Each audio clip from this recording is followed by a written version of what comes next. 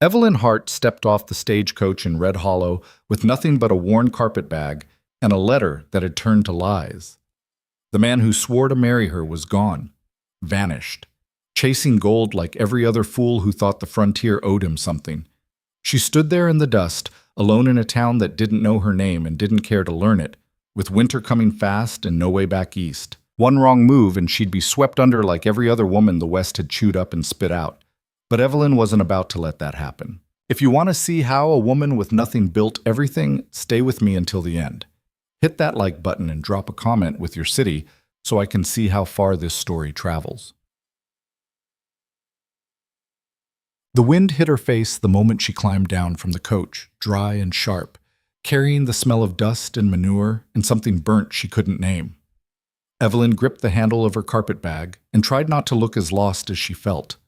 Around her, Red Hollow spread out in jagged lines, crooked wooden buildings, a saloon with paint peeling off the sign, a general store with bars on the windows, and beyond that, nothing but scrub and sky. She'd imagined this moment 100 times on the long journey west. In her head, Thomas would be waiting. He'd smile that easy smile he had in his letters, take her bag, maybe even kiss her hand like he did the one time they met back in Missouri. He told her Red Hollow was rough, but full of promise. He told her they'd build something together. He told her a lot of things. Miss Hart? Says. Evelyn turned. A man stood a few feet away, older, with a silver beard and a hat stained dark with sweat. He looked at her the way you'd look at a stray dog, wary and a little sorry. Yes, she said, straightening her spine. I'm Evelyn Hart. I'm here to meet Thomas Crenshaw. The man's face did something she didn't like. A flicker. A hesitation. Name's Ed Calloway, he said. I run the general store. Tom asked me to... Well, he said if a woman came looking for him, I should... He stopped, cleared his throat. He left town 3 weeks ago, miss. Headed up to the silver camps near Leadville. Didn't say when he'd be back. The words landed like stones. He left, Evelyn repeated. Yes, ma'am. Did he leave a message, a letter? Ed shifted his weight, uncomfortable. No, ma'am. Just said he had to go. Said there was silver up there and he couldn't pass it up. Evelyn stood very still. The stagecoach driver was already unloading the last of the cargo, tossing crates onto the dirt without ceremony. 2 men leaned against the saloon, watching her with idle curiosity. A woman in a faded dress hurried past, eyes down, a basket clutched to her chest. I see, Evelyn said quietly. Ed scratched the back of his neck. Look, miss, I don't know what Tom told you, but he's the type that follows the next big thing. Always has been. If I were you, I'd get back on that coach and head home. The coach leaves in 10 minutes, Evelyn said, and I don't have the fare. That was the truth. She'd spent everything she had getting here. Thomas had promised to cover her return if things didn't work out. He'd promised a lot of things. Ed's expression darkened with something close to pity. You got people back east? No. Friends here? I've never been west of St. Louis. Ed exhaled, long and slow. Then you're in a bad spot, miss. Evelyn didn't answer. She was already doing the math in her head, and it didn't add up to anything good. No money, no ticket, no family. Winter a few weeks away, maybe less. She could feel the eyes on her now, more than just the drunks by the saloon. A couple of women had stopped in front of the mercantile, pretending to talk but really just staring. Is there a boarding house? She asked. Mrs. Calloway runs one above the store, Ed said. But it ain't charity. You'd need to pay. How much? $2 a week. Meals included. $2. She had 60 cents. Ed must have seen it in her face because he softened a little. I'll talk to the missus. Maybe we can work something out for a few days. Give you time to figure things. I'd appreciate that, Evelyn said, though the words tasted like defeat. She followed him down the street, past the saloon and the land office, and a squat building with a sign that read Marshall. Red Hollow wasn't much. A cattle town, she guessed, built fast and cheap around the railroad spur that ran south toward Denver. The kind of place men passed through on their way to somewhere better. The kind of place women didn't come to unless they had no choice. Ed led her up a narrow staircase on the side of the store. The boarding house was small, just 4 rooms off a dim hallway that smelled like boiled cabbage and old wood. A woman appeared at the top of the stairs, broad-shouldered and sharp-eyed, wiping her hands on an apron. "This her?" the woman asked. "Yes," Ed said. "Evelyn Hart. She's the one Tom was expecting." Mrs. Calloway looked Evelyn up and down, taking in the worn traveling dress, the scuffed boots, the carpet bag that had seen better years. "He left her high and dry," Ed added. "Of course he did," Mrs. Calloway said. She didn't sound surprised.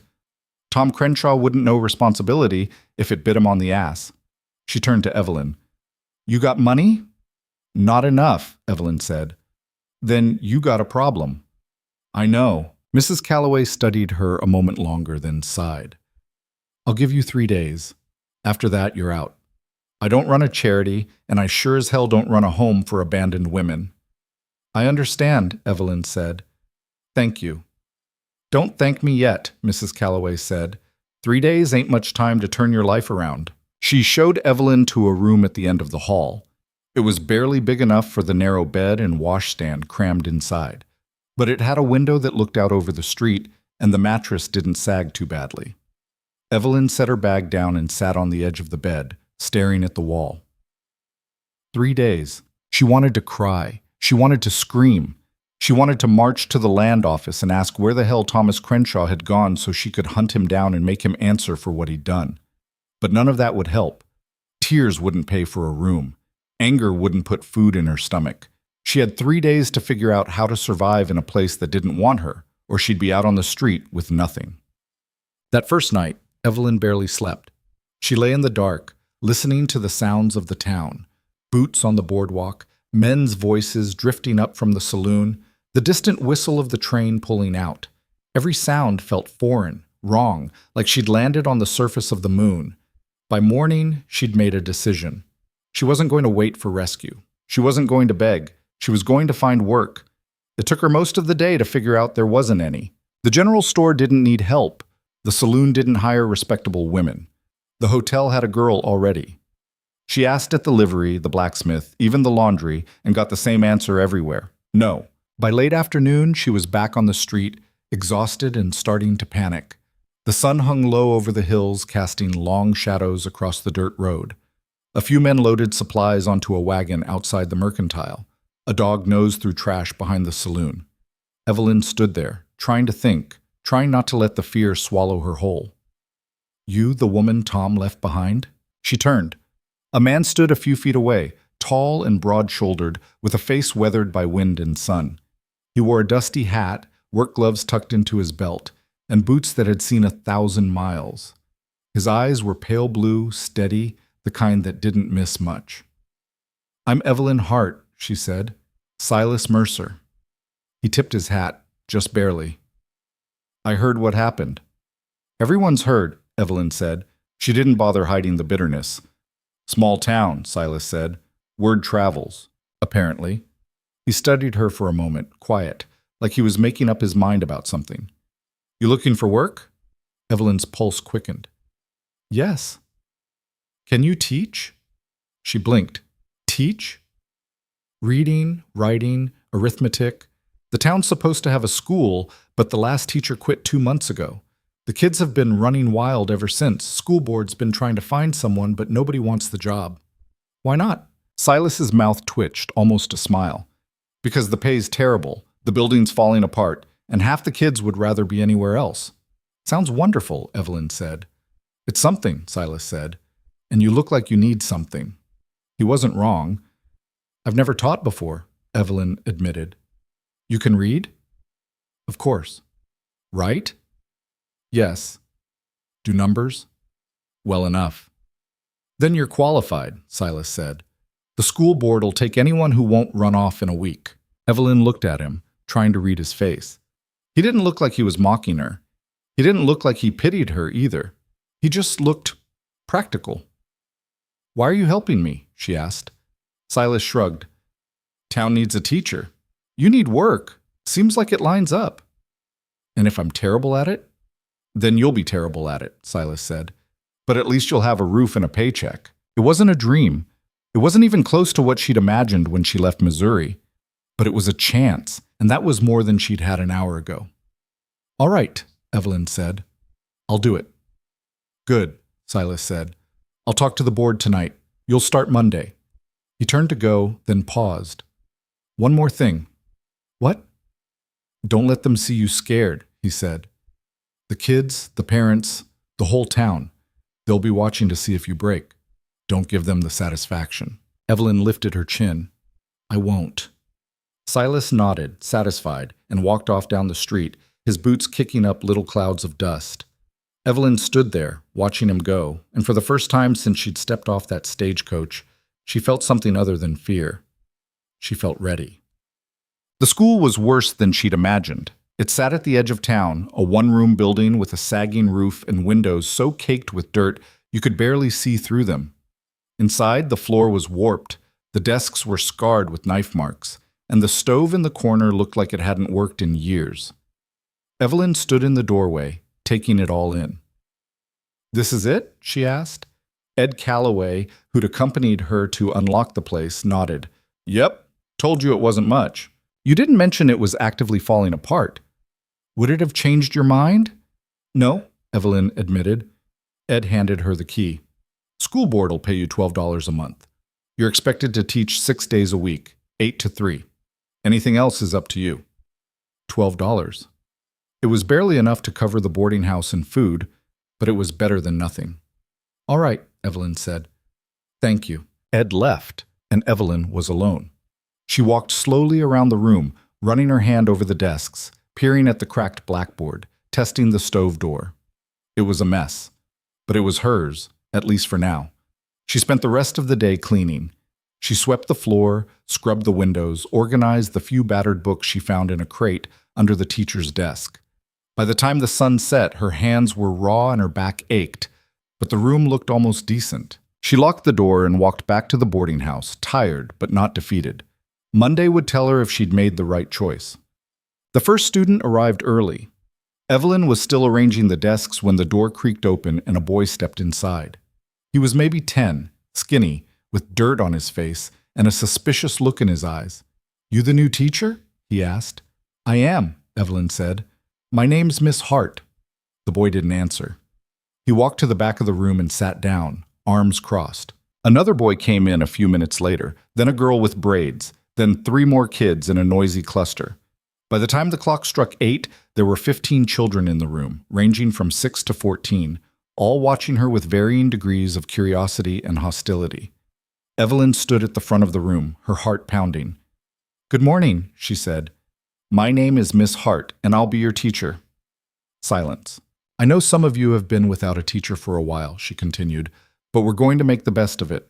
We'll start with reading, then arithmetic, then... Why should we listen to you? One of the older boys interrupted. He was broad-shouldered, cocky, sitting with his boots propped on the desk. You ain't from here. No, Evelyn said evenly. I'm not. Then you don't know nothing about us. That's true, Evelyn said. But I'm here to learn, and I'm here to teach. Whether you want to learn is up to you. The boy snorted. A few kids laughed. Evelyn didn't flinch. She opened the first book and began to read aloud, her voice calm and clear. Some of the kids settled. Others whispered and fidgeted. The boy with his boots on the desk stared out the window, ignoring her completely. By lunchtime, Evelyn's voice was hoarse and her patience was fraying. But she didn't quit. She kept going, kept reading, kept asking questions, even when no one answered. By the end of the day, she'd taught them almost nothing, but she'd survived. And that, she decided, was enough for now. Ult. Silas came by that evening. Evelyn was sitting on the front steps of the boarding house, too tired to go inside, when she saw him walking up the street. He stopped in front of her, hands in his pockets. How'd it go? He asked. Terrible, Evelyn said. Silas almost smiled. That bad? They hate me. They don't hate you, Silas said. They're testing you. Well, they're doing a good job. Silas sat down beside her, slow and careful, like he wasn't sure if he was welcome. First day's always the worst. Give it time. I don't know if I have time, Evelyn said. Half of them won't even look at me. Then make them, Silas said. You're tougher than you think. Evelyn looked at him, surprised. You don't know me. I know enough, Silas said. You got off a stagecoach with nothing, found out you'd been lied to, and instead of falling apart, you went looking for work. That takes guts. Evelyn didn't know what to say to that. She looked down at her hands, rough and red from scrubbing. Thank you, she said quietly, for the job, for believing I could do it. Don't thank me yet, Silas said. You haven't made it through the first week. But there was something in his voice that wasn't doubt. It was something closer to faith. And Evelyn, sitting there in the dust with winter coming and a future she couldn't predict, decided that was enough to hold on to. The first week crawled by like something wounded. Every morning, Evelyn walked to the schoolhouse before dawn, her breath misting in the cold air. And every evening she walked back with her voice scraped raw and her patience in tatters.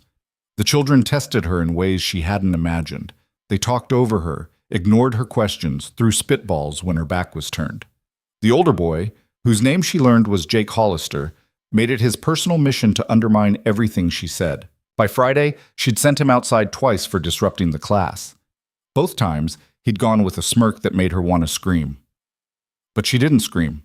She kept her voice level, her face calm, and when the last child left each day, she closed the door and allowed herself exactly 5 minutes to sit in silence and wonder what the hell she'd gotten herself into. On Saturday, she didn't go to the schoolhouse. She spent the day mending her one good dress and trying not to think about how little money she had left. Mrs. Calloway had agreed to let her stay another week in exchange for helping with laundry and cooking, but that arrangement wouldn't last forever. Evelyn needed to make the teaching job work, not just for a few weeks, but long enough to save money, to build something stable. She was hanging wet sheets on the line behind the boarding house when Silas appeared. "Didn't expect to see you here," she said, not looking up. "Came by to check on you," Silas said. He leaned against the fence, arms crossed, watching her work. "I'm fine." "You don't look fine." Evelyn pinned the last sheet and turned to face him. "What do you want me to say? That it's hard? That half the kids won't listen and the other half don't care? That I'm starting to think I made a terrible mistake?" Silas didn't react. He just stood there, steady as stone. "You made it through the first week," he said. "That's more than the last 2 teachers managed." "Wonderful," Evelyn said flatly. "I'm slightly less of a failure." "You're not a failure," Silas said. "You're learning." "Learning what? How to be ignored?" "Learning how to fight back," Silas said. He pushed off the fence and walked closer. "You think those kids are testing you because they're mean? They're testing you because they don't trust you yet. Every adult they've ever known has either left or let them down. You want their respect? Earn it." "And how do I do that?" "Stop trying to be perfect," Silas said. "Be real. Be someone they can't ignore." Evelyn stared at him, frustrated and exhausted, and something else she couldn't name. "You make it sound easy." "It's not easy," Silas said, "but you're tougher than you give yourself credit for." He turned to leave, then paused. "Come by the ranch tomorrow. I'll show you something." "What?" "You'll see." And before she could ask anything else, he was gone. The next morning, Evelyn walked out to Silas's ranch. It was about 2 miles from town, past the railroad tracks, and through a stretch of open land that seemed to go on forever. The sky was wide and pale, the kind of empty blue that made her feel small. She pulled her shawl tighter against the wind and kept walking. The ranch sat in a shallow valley, bordered by scrub and a few scattered cottonwoods.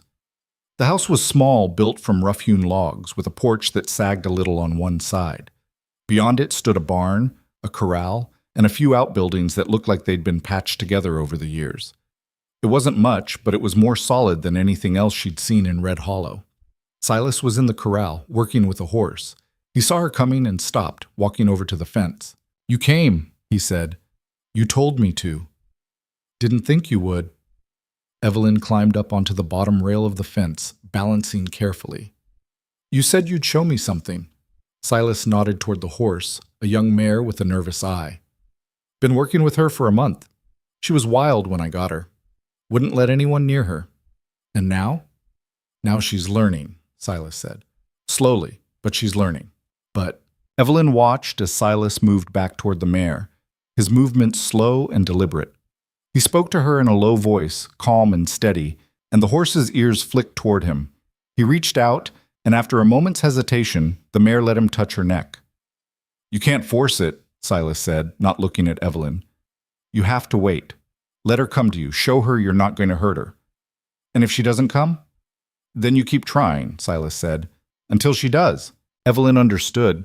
He wasn't just talking about the horse. The kids aren't horses, she said. No, Silas agreed. But the principle's the same. You can't make them trust you. You have to show them you're worth trusting. And how do I do that? By not giving up, Silas said. He looked at her then, his pale eyes serious. By showing up every day, even when it's hard, even when they push back. That's what they need to see. Evelyn climbed down from the fence, her hands cold and stiff. You really think I can do this? I wouldn't have suggested it if I didn't. She believed him. She didn't know why, but she did. Thank you, she said. Silas nodded. Come on, I'll make coffee. The inside of the house was sparse but clean. A table, 2 chairs, a wood stove, a narrow bed in the corner. Everything was functional, nothing wasted. Silas poured coffee into 2 tin cups and handed her one. You live here alone? Evelyn asked. For the last 5 years, Silas said. Had a partner once. He moved on. Family. None that matter. It was a short answer, the kind that didn't invite more questions. Evelyn sipped her coffee and looked around the room. There were no pictures, no personal touches, nothing that suggested a life beyond work and survival. It's quiet out here, she said. That's why I like it, Silas said. They sat in silence for a while, the only sound the crackling of the fire in the stove. It wasn't uncomfortable. It was the kind of silence that didn't need to be filled. Why did you help me? Evelyn asked finally. You didn't know me. You didn't owe me anything. Silas turned his cup in his hands, thinking. I know what it's like to be alone in a place that doesn't want you, he said. I figured you deserved a chance. And that's it? That's it. Evelyn didn't push. Whatever else Silas was carrying, he wasn't ready to share it. And that was fine. She had her own burdens. I should get back, she said, standing. Silas walked her to the door. You'll do fine, Evelyn. Just keep showing up. I will, she said, and she meant it. The second week was better. Not easy, but better. Evelyn stopped trying to win the children over with kindness and started demanding their attention. When Jake talked over her, she sent him outside without hesitation. When the younger kids whispered during lessons, she made them stand and recite their answers in front of the class. She wasn't cruel, but she wasn't soft either. Slowly, grudgingly, they began to listen. By the end of the week, she'd taught them their first full lesson on long division, and most of them had actually tried to solve the problems. Jake still scowled at her, but he'd stopped making jokes at her expense. The little girl with braids, whose name was Lucy, had started raising her hand to answer questions. It wasn't much, but it was progress. On Friday afternoon, after the last student left, Evelyn sat at her desk and allowed herself a small smile. She'd survived 2 weeks. The school board hadn't fired her. The children hadn't run her out of town. She was still here. She locked the schoolhouse and walked back toward town, the sun low and golden on the hills. The air was colder now, sharper, and the cottonwoods along the creek had started to turn yellow. Winter was coming, and Red Hollow was bracing for it. Evelyn was almost to the boarding house when she saw a crowd gathered outside the saloon. Men's voices, loud and angry, spilled out into the street. She slowed, cautious, trying to see what was happening. You're a damn liar, Mercer! Evelyn's stomach dropped. She pushed through the crowd and saw Silas standing in the middle of the street, facing a man she didn't recognize. The man was red-faced, furious, jabbing a finger at Silas's chest. I paid you for that horse, and you sold me a lame animal. The horse was sound when you bought it, Silas said, his voice calm but hard. What you did with it after that isn't my problem. You calling me a liar? I'm saying you don't know how to handle a horse. The man lunged. Silas sidestepped, caught the man's arm, and twisted it behind his back in one smooth motion. The man yelped, struggling, but Silas held him firm. Go home, Silas said quietly. Sleep it off. We'll talk when you're sober. Damn you, Mercer! Silas released him with a shove, and the man stumbled, barely keeping his feet. He turned, glaring, but didn't come back. After a long moment, he spat into the dirt and walked off, muttering curses under his breath. The crowd dispersed, murmuring. Silas stood there for a moment, his jaw tight, then turned and saw Evelyn. You all right? She asked. Fine, Silas said. He walked past her, heading out of town. Evelyn followed. That man seemed pretty angry. He's an idiot, Silas said. Rode that horse into the ground and then blamed me when it went lame. Does that happen often? Often enough. They walked in silence for a while, the town falling away behind them. Silas's shoulders were tense, his hands clenched into fists at his sides. You handled that well, Evelyn said. Didn't have a choice, Silas said. You let men like that push you around, they never stop. Still, Evelyn said, you could have hit him. Thought about it, Silas admitted, but it wouldn't have solved anything. They reached the edge of town where the road split off toward the ranch. Silas stopped, looking out at the darkening hills. You ever get tired of it? Evelyn asked. Fighting, proving yourself. Silas glanced at her. Every damn day. Then why stay? Because leaving doesn't fix it, Silas said. You just end up somewhere else with the same problems. Evelyn thought about that. She thought about Missouri, about the life she'd left behind, about Thomas and his promises that had turned to dust. She thought about Red Hollow, this hard, unforgiving place that had given her nothing but a chance. Maybe you're right, she said. Silas looked at her for a long moment, something shifting in his expression. You're doing good, Evelyn, at the school. The town's noticing. Are they? Mrs. Calloway said Lucy came home last week and read her a whole page from a book, Silas said. First time that girl's ever done anything like that. Evelyn felt something warm settle in her chest. She's a good student. She's got a good teacher, Silas said. Before Evelyn could respond, he tipped his hat and walked off toward the ranch, his figure fading into the twilight. October turned to November and the cold settled in like an unwelcome guest. Frost crept over the windows each morning, and the wind off the plains cut through even the thickest wool. Evelyn bought a heavier coat from the general store with her first full paycheck, and Mrs. Calloway gave her an extra quilt for her bed. The schoolhouse was harder to heat. The stove worked, barely, but it couldn't keep up with the drafts that whistled through the gaps in the walls. Evelyn arrived early each morning to start the fire, and by mid-afternoon the children sat huddled in their coats, breath misting as they recited their lessons. But they kept coming. Even Jake, who'd missed more days than he'd attended in the first 2 weeks, showed up every morning now. He still didn't smile, still didn't volunteer answers, but he did his work and he didn't cause trouble. One afternoon, Evelyn caught him helping Lucy with her arithmetic. He saw her watching and scowled, but he didn't stop. Progress. The town started to warm to her, too. Women who'd ignored her in the street began to nod when she passed. Ed Calloway gave her a discount on flour. The blacksmith tipped his hat. It was small, tentative, but it was something. And then there was Silas. He came by the school once a week, always with some excuse. He needed to drop off firewood.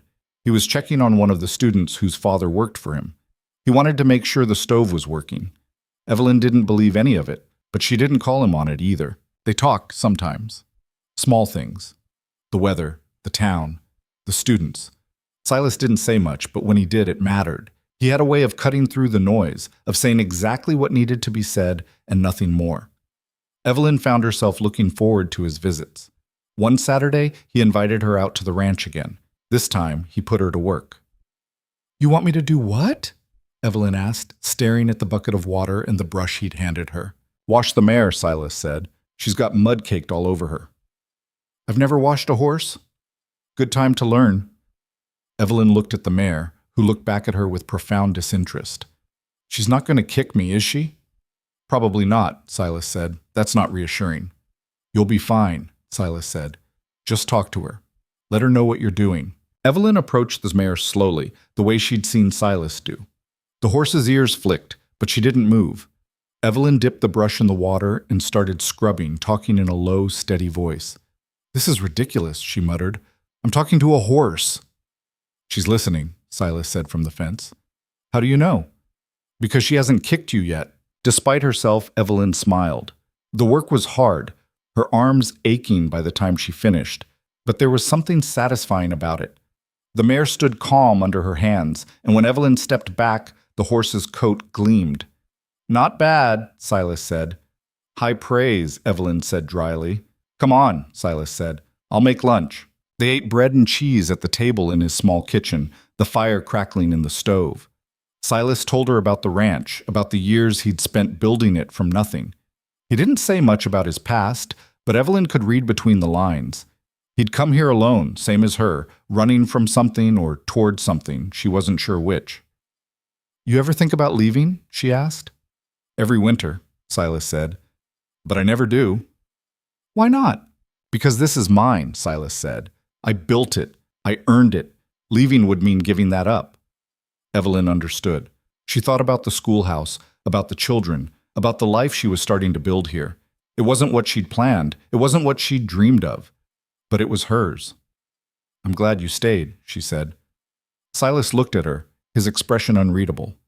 "I'm glad you did too." Thanksgiving came and went, a quiet affair. Mrs. Calloway cooked a turkey, and a few of the boarders gathered around the table to eat. Evelyn sat with them, listening to their stories, laughing at their jokes, feeling something close to belonging.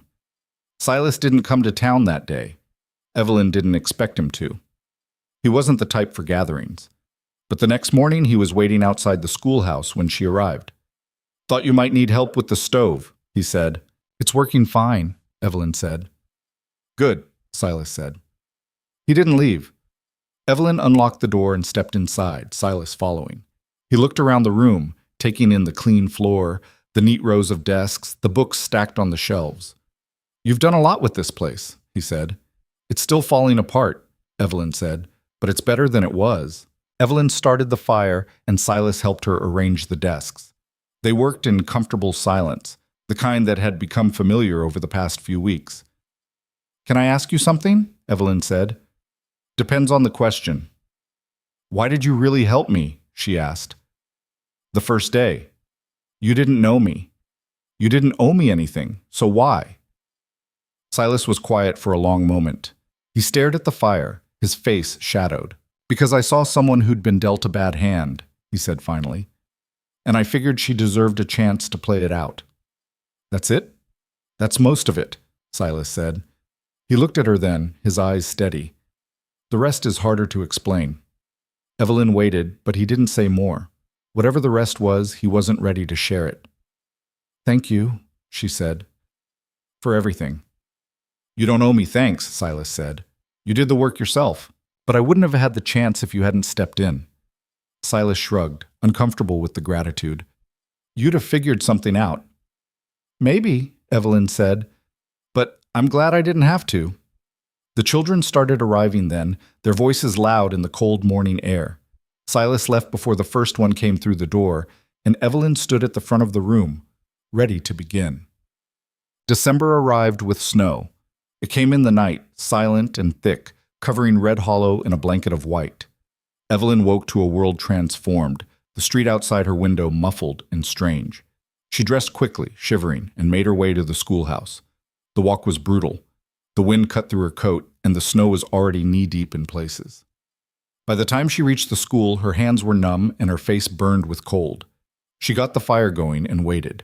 The children came, one by one, bundled in whatever coats and scarves their families could spare. Some of them looked half frozen. Evelyn had them huddled close to the stove, and she heated water for tea, pouring it into tin cups and passing them around.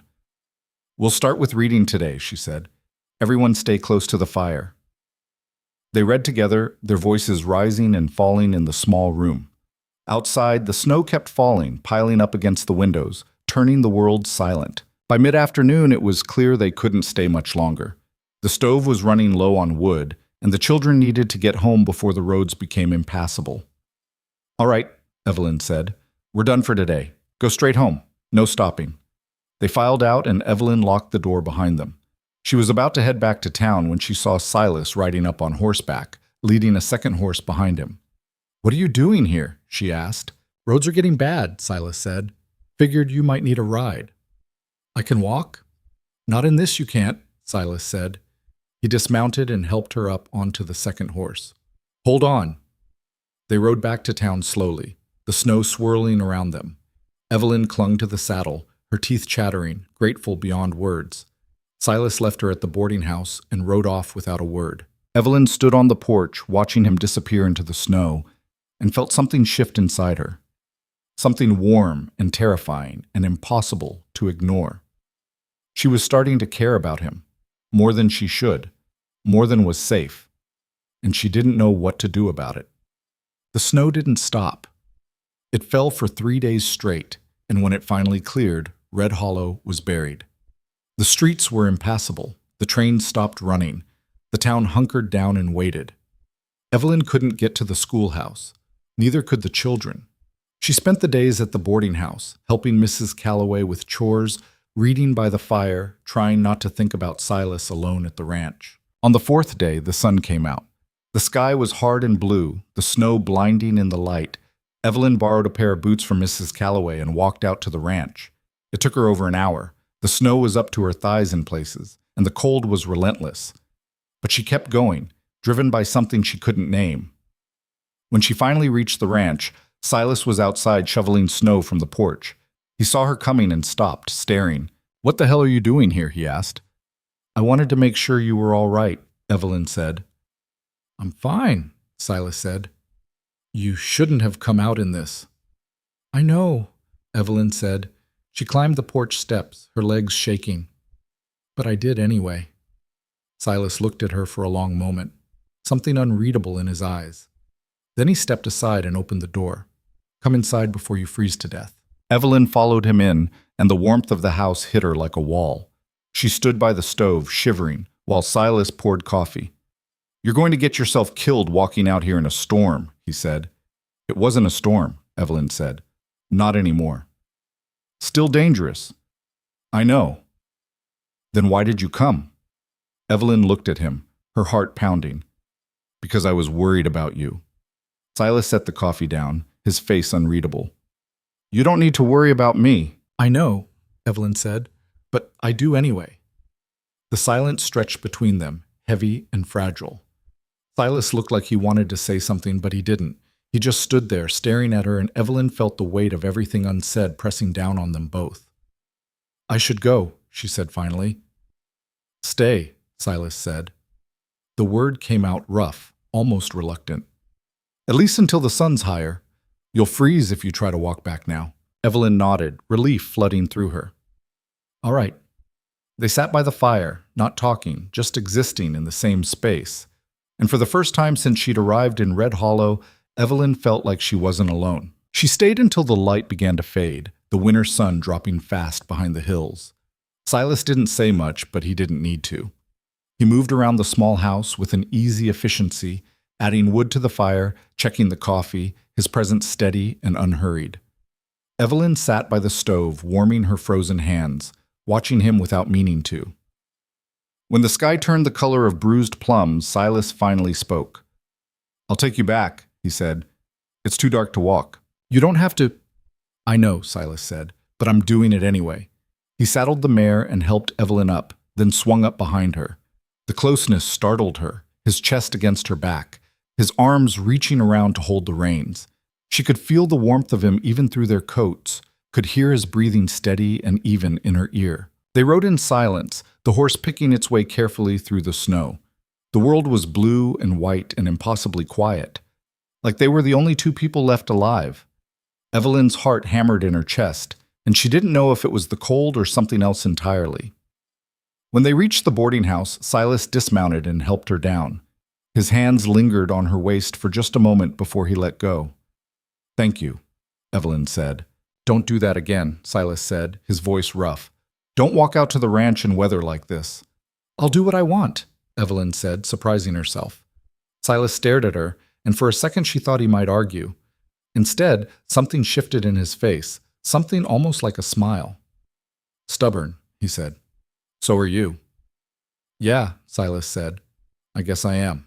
He tipped his hat and rode off into the dusk, and Evelyn stood there shivering, feeling like something had changed between them. Something neither of them had named yet. Christmas was 2 weeks away, and Red Hollow did its best to pretend the cold and the isolation didn't matter. The general store put up a wreath. Mrs. Calloway baked gingerbread.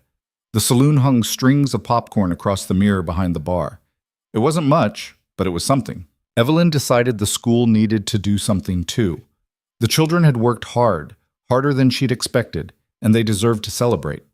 She proposed a Christmas program to the school board, a simple performance where the students would recite poems and sing carols for their families. Ed Calloway looked skeptical. You think people will show up? I think they will if their children are involved, Evelyn said. And if they don't? Then the children perform for each other, Evelyn said.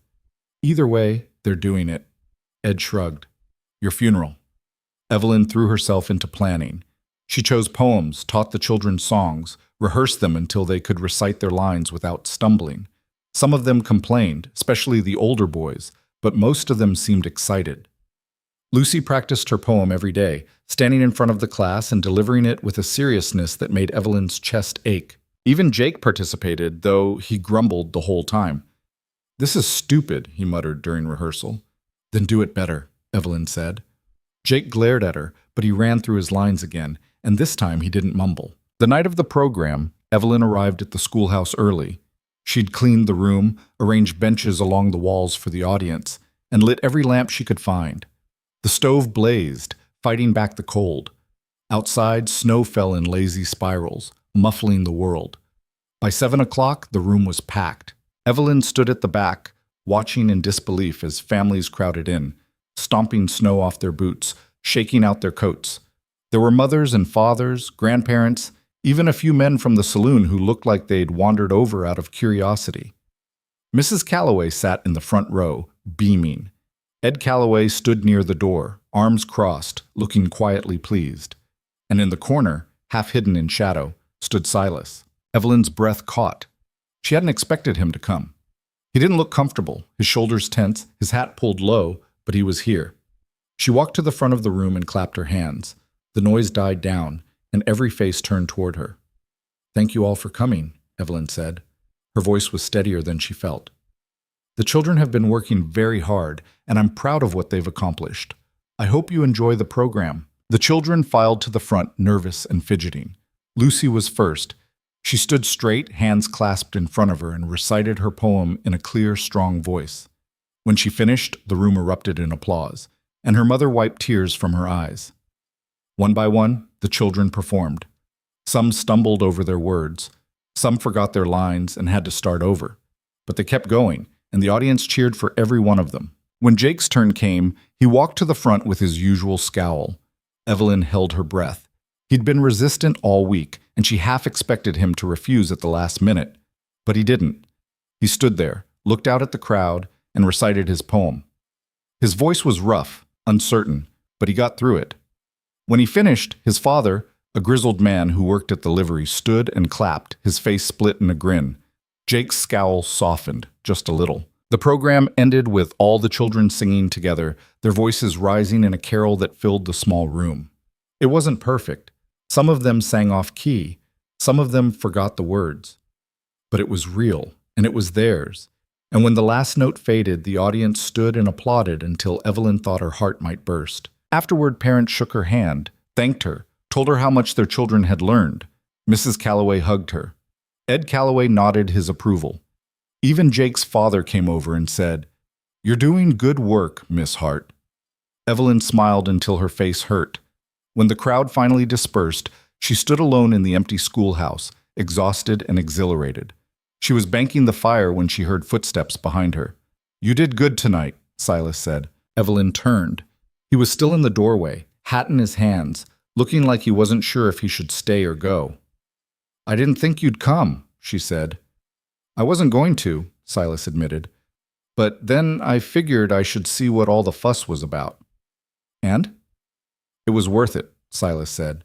He stepped into the room closer. "Those kids, they looked at you like you hung the moon." Evelyn laughed, surprised. "I don't know about that." "I do," Silas said.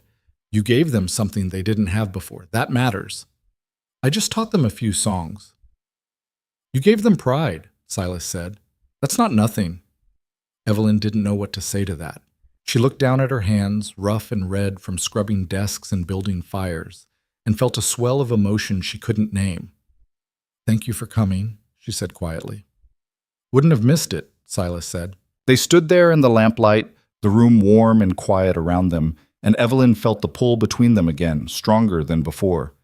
She wanted to say something, to name what was happening, but the words wouldn't come. Silas cleared his throat. I should go. Wait, Evelyn said. The word came out before she could stop it. Silas paused, looking at her. Evelyn faltered. I'm glad you're here, in Red Hollow. I don't think I would have made it without you. You would have, Silas said, but I'm glad I could help. He turned to leave, and this time Evelyn didn't stop him. She watched him walk out into the snow, his figure disappearing into the dark, and felt the weight of everything unsaid pressing down on her chest. The days leading up to Christmas were a blur. Evelyn taught her classes, graded papers, prepared lessons for the new year. The children were restless, distracted by the holiday, but she didn't push them too hard. They'd earned a break. On Christmas Eve, Mrs. Calloway invited her to dinner. It was a small gathering, just the boarders and a few friends from town. They ate roast chicken and potatoes, drank cider, and sang carols around the piano in the parlor. It was warm and loud and chaotic, and Evelyn felt a pang of longing for something she couldn't quite name. Later, after the others had gone to bed, she sat by the window in her room, looking out at the snow-covered street. The town was quiet, the saloon dark, the only light coming from a few scattered windows. She thought about Silas, alone at the ranch. She thought about the way he'd looked at her in the schoolhouse, the way his voice had roughened when he said her name. She thought about the pull between them, the thing neither of them had acknowledged, and she wondered what would happen if she did. Christmas morning dawned clear and cold. Evelyn dressed and walked to the schoolhouse out of habit, even though there were no classes. She built a fire and sat at her desk, reading, trying to keep her mind occupied. She was surprised when the door opened and Silas walked in. You're here, he said. So are you, Evelyn said. Silas closed the door behind him, snow dusting his shoulders. Figured you might be. Why? Because you don't know how to sit still, Silas said. He pulled something out of his coat pocket and set it on her desk. It was a small wooden box, rough carved but carefully made. What's this? Evelyn asked. Open it. She lifted the lid. Inside was a pair of leather gloves lined with soft wool. They were beautiful, practical, clearly made by someone who knew what they were doing. Silas, Evelyn said, her throat tight. You didn't have to. Your hands were freezing the other day, Silas said. Figured you could use them. Evelyn pulled on the gloves. They fit perfectly, warm and soft against her skin. Thank you, she said. She looked up at him, her eyes stinging. I didn't get you anything. Don't need anything, Silas said. Still, Evelyn said. She stood, walked over to the bookshelf and pulled down a small volume. It was one of her own books, a collection of poetry she'd brought from Missouri. She handed it to him. I want you to have this, she said. Silas looked at the book, then at her. You sure? Yes. He opened it carefully, turning the pages like they might fall apart. I'm not much of a reader. Then maybe it's time you started, Evelyn said. Silas smiled, a real smile this time, and Evelyn felt her heart stutter. Thank you, he said. They stood there close enough to touch, the fire crackling in the stove. The air between them felt charged, heavy with possibility. Evelyn's pulse hammered in her ears, and she knew that if she didn't say something now, the moment would pass and she'd regret it forever. Silas, she said. Her voice came out barely above a whisper. Yeah? I need to tell you something. He waited, his eyes on hers, patient and steady. I care about you, Evelyn said. The words felt huge, terrifying, but once they were out, she couldn't take them back. More than I should. More than I meant to. And I don't know what to do about it. Silas didn't move. He just stared at her, his face unreadable. I know it's complicated, Evelyn continued, the words spilling out now. I know I came here for someone else. I know I don't have much to offer, but I can't keep pretending I don't feel this. Silas exhaled, slow and deliberate. Evelyn, if you don't feel the same way, just tell me, Evelyn said. I can handle it. I just need to know. It's not that, Silas said. He stepped closer, close enough that she could see the lines around his eyes, the scar along his jaw. I feel it too. Evelyn's breath caught. But I didn't want to say anything, Silas continued, because you've been through enough. You came here expecting one thing and got something completely different. I didn't want to be another complication." "You're not a complication," Evelyn said. "You're the only thing that makes sense." Silas reached out, his hand rough and warm as it cupped her cheek. "You sure about this?" "I've never been more sure of anything," Evelyn said.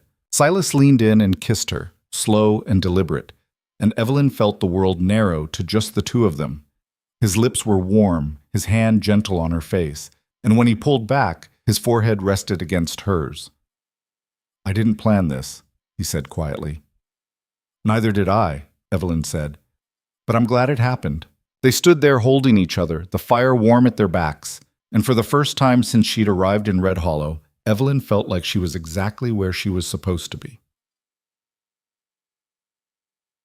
After that, everything shifted. Silas started coming by the schoolhouse more often, not with excuses anymore, but just to see her. They'd sit by the fire after the children left, talking about everything and nothing. He told her about the ranch, about the years he'd spent building it, about the partner who'd left and the loneliness that had followed. She told him about Missouri, about her family, about the dream she'd had, and the life she'd left behind. They didn't hide what was between them, but they didn't announce it either. Red Hollow was a small town, and people talked, but Evelyn didn't care. Let them talk. She'd spent too long worrying about what other people thought. By New Year's, the whole town knew. Mrs. Calloway cornered Evelyn in the kitchen one evening, hands on her hips. "So," she said, "you and Silas Mercer." Evelyn felt her face heat. "Yes, about damn time," Mrs. Calloway said. "That man's been half in love with you since the day you got here." "He has not," Evelyn said. "He has," Mrs. Calloway said. "He just didn't know what to do about it. Lucky for him, you're smarter than he is." Evelyn laughed despite herself. "Just don't let him get away," Mrs. Calloway said. "Good men are hard to find out here." "I won't," Evelyn promised. January came, brutal and unforgiving. The snow piled higher, the wind howled through the gaps in the schoolhouse walls, and the children arrived each morning looking half frozen. Evelyn kept the fire blazing and the lessons short, sending them home before the worst of the cold set in. One afternoon, she was alone in the schoolhouse, grading papers, when the door burst open. Jake stumbled in, his face pale, his eyes wide. "Miss Hart," he gasped. "You gotta come, my dad's hurt." Evelyn was on her feet in an instant. "What happened?" "Horse through him," Jake said. "He's bleeding bad. Ma sent me to get help."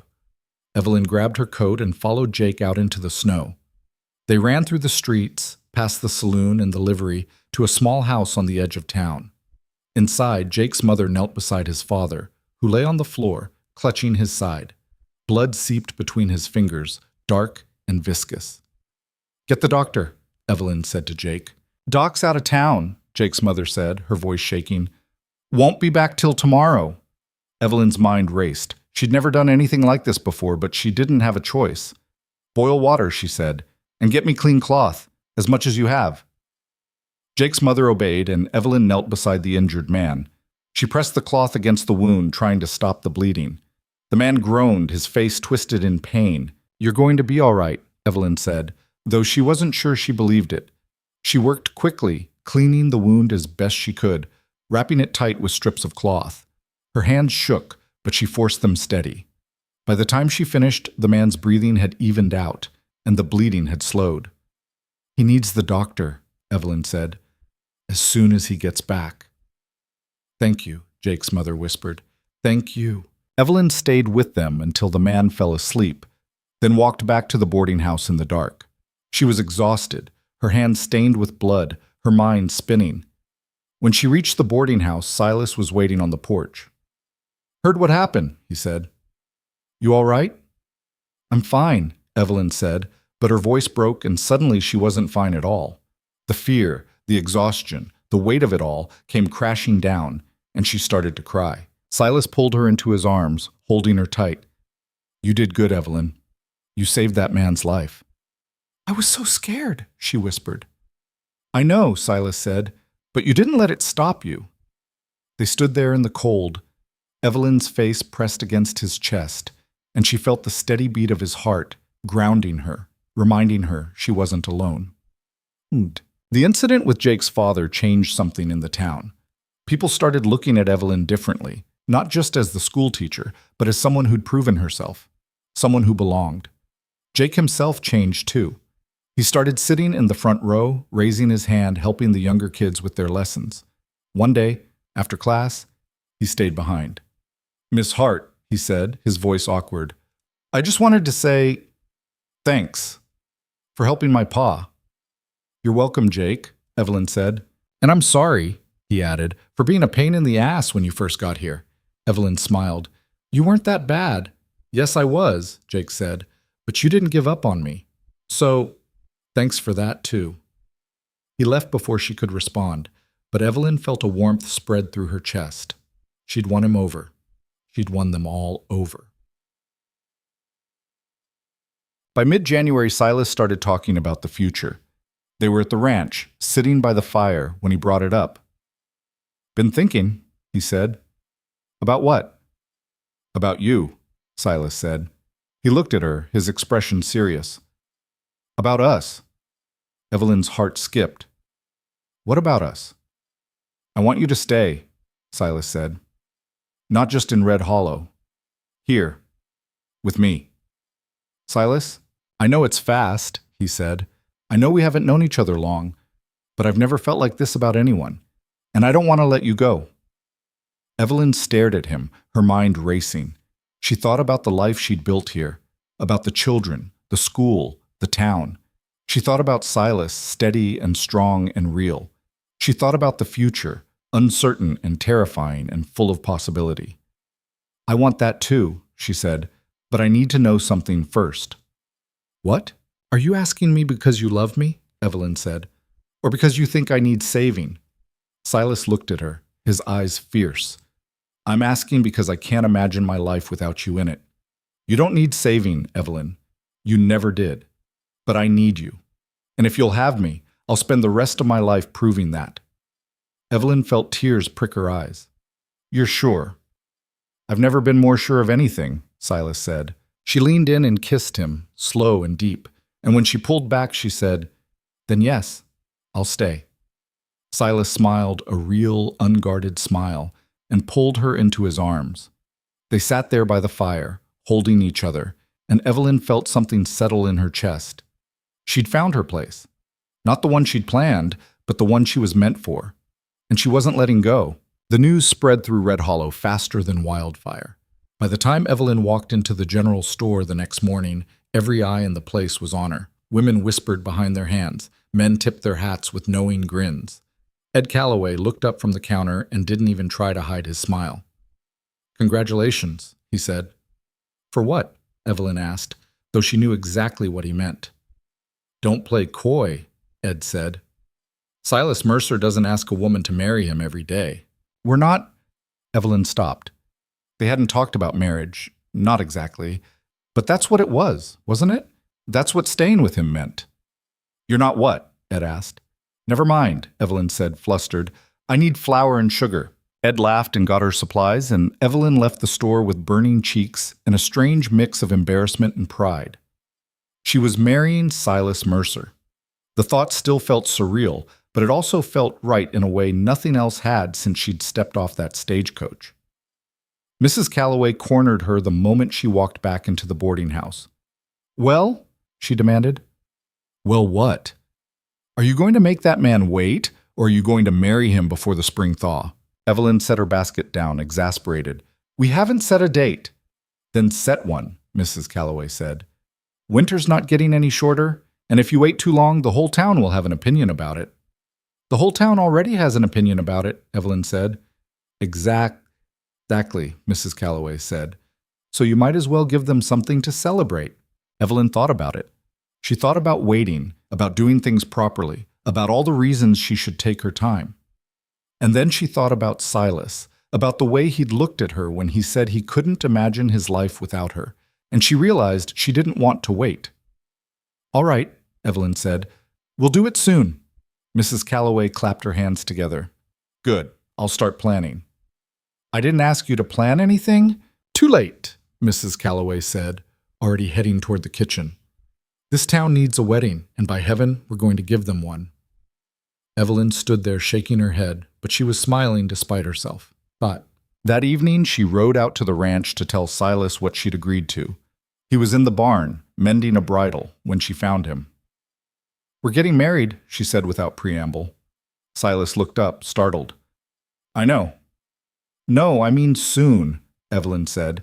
"Mrs. Calloway's already planning it." Silas set the bridle down, his mouth twitching. "She didn't waste any time. She never does," Evelyn said. She walked closer, suddenly nervous. "Is that all right? Getting married soon?" "Evelyn," Silas said, standing. "I'd marry you tomorrow if you'd let me." "Tomorrow's too soon," Evelyn said. "But maybe in a few weeks?" "A few weeks is fine," Silas said. He reached out and took her hand, his thumb brushing over her knuckles. "As long as it happens, I don't care when." Evelyn felt her chest tighten. "I never thought this would be my life." "What do you mean?" "I came here expecting one thing," Evelyn said. "And I got something completely different. But this, it's better than anything I could have planned." Silas pulled her close, his arms wrapping around her. "I'm glad you think so, because I'm not letting you go." "Good," Evelyn said, her face pressed against his chest. "Because I'm not going anywhere." They stood there in the dim light of the barn, holding each other, and Evelyn felt a peace she hadn't known she was searching for. The next few weeks were a blur of activity. Mrs. Calloway took charge of the wedding preparations with a fervor that bordered on militant. She enlisted half the town to help, organizing food, decorations, and music. Evelyn tried to keep up, but between teaching and planning, she was stretched thin. The children noticed. "You look tired, Miss Hart," Lucy said one afternoon. "I'm fine," Evelyn said, though her head was pounding and she'd slept poorly the night before. "Are you really getting married?" one of the younger boys asked. "Yes," Evelyn said. "To Mr. Mercer?" "Yes." The children erupted into whispers and giggles. Jake, sitting in the front row, rolled his eyes but didn't say anything. Evelyn caught his gaze and raised an eyebrow. "Something you want to say, Jake?" "No, ma'am," Jake said, but there was a ghost of a smile on his face. Evelyn shook her head and went back to the lesson, but she couldn't help smiling too. The children were invested now, not just in their studies, but in her life. It felt strange and wonderful all at once. After school, Silas came by as he'd been doing more frequently. He waited outside until the last student left, then walked Evelyn back to the boarding house. "You're going to wear yourself out," he said. "I'm fine," Evelyn said. "You said that yesterday," Silas said, "and the day before." "Because it's true." Silas stopped walking and turned to face her. "Evelyn, you don't have to do everything yourself. Let people help." "I'm not good at that," Evelyn admitted. "I know," Silas said, "but you're going to have to learn, because once we're married, you're not just taking care of yourself anymore. You're taking care of us."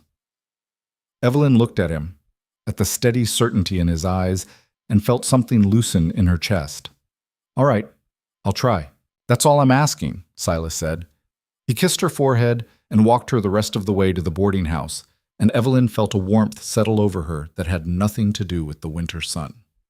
A week before the wedding, Evelyn received a letter. It came on the afternoon stage, delivered by Ed Calloway with a curious look. Evelyn took it upstairs to her room, her hands shaking as she broke the seal. The handwriting was familiar. Thomas Crenshaw. She almost threw it in the fire without reading it. Almost. But curiosity got the better of her, and she unfolded the single page. The letter was brief, almost dismissive. Thomas wrote that he'd heard she was still in Red Hollow, that he was doing well in the silver camps, that he might come back to town someday. He didn't apologize. He didn't explain. He just wrote like nothing had happened, like he hadn't abandoned her and left her to fend for herself. Evelyn read it twice, then folded it carefully and set it on the dresser. She waited for the anger to come, the hurt, the bitterness. But all she felt was a strange, detached pity. Thomas Crenshaw had no idea what he'd lost. He was still chasing gold, still looking for the next big thing, still running from anything that required him to stay and build something real. And she was here, about to marry a man who knew the value of commitment, who'd proven himself 100 times over. She picked up the letter, walked downstairs, and threw it into the kitchen stove. Mrs. Calloway looked up from her baking, eyebrows raised. "What was that?" Nothing important, Evelyn said. And it wasn't. Yum. The day before the wedding, the women of Red Hollow gathered at the boarding house to help Evelyn prepare. They brought her a dress, a simple but beautiful gown made of cream-colored wool with delicate embroidery along the sleeves. Mrs. Calloway had sewn it herself, with help from half a dozen other women. "We figured you didn't have one," Mrs. Calloway said. Evelyn ran her fingers over the fabric, her throat tight. "It's perfect." "Try it on," one of the women urged. Evelyn did, and when she looked at herself in the mirror, she barely recognized the woman staring back. She looked different, stronger, more certain, like someone who'd fought for her place in the world and won. "You're beautiful," Lucy's mother said softly. Evelyn smiled, blinking back tears. "Thank you, all of you." The women fussed over her, fixing her hair, adjusting the dress, talking over each other in their excitement. It was chaotic and loud and overwhelming, but Evelyn didn't mind. For the first time since she'd arrived in Red Hollow, she felt like she truly belonged. That evening, Silas came by to check on her. He waited downstairs while Mrs. Calloway went to fetch Evelyn. "He's not supposed to see you the night before the wedding," Mrs. Calloway said. "That's a superstition," Evelyn said. "It's tradition." "I don't care," Evelyn said. She went downstairs anyway. Silas was standing by the door, hat in his hands, looking uncomfortable. When he saw her, his expression softened. "You all right?" he asked. "I'm fine," Evelyn said. "Are you?" "Getting there," Silas said. He glanced around, lowering his voice. "I'm not good at this. The whole town watching, everyone talking. I just wanted to make sure you're still sure." Evelyn stepped closer, taking his hand. "I'm sure. Are you?" "More than anything," Silas said. "Then we're fine," Evelyn said. "The rest doesn't matter." Silas smiled, the tension easing from his shoulders. "See you tomorrow, then." "See you tomorrow," Evelyn said. He left, and Evelyn stood there for a moment, her heart pounding. Tomorrow, she'd marry Silas Mercer. Tomorrow, her life would change again. And this time, she was ready. The wedding took place on a Sunday afternoon in the small community hall next to the schoolhouse.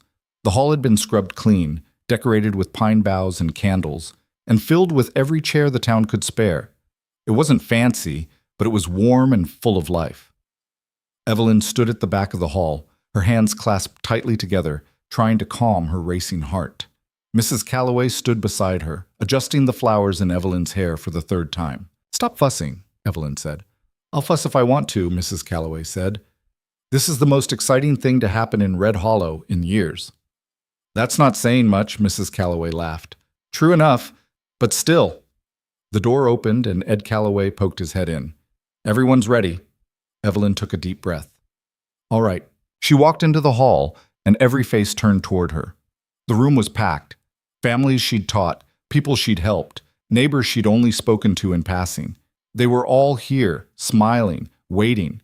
And at the front of the room, standing beside the town marshal who'd agreed to officiate, was Silas. He wore a clean shirt and a vest, his hair combed back, his boots polished.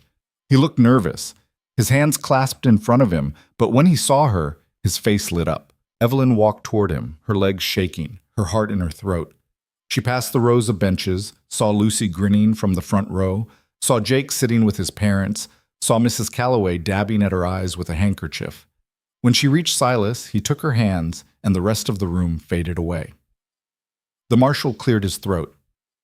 "We're gathered here today to witness the union of Silas Mercer and Evelyn Hart. They've asked to keep this simple, so I'll oblige." There was a ripple of laughter through the crowd.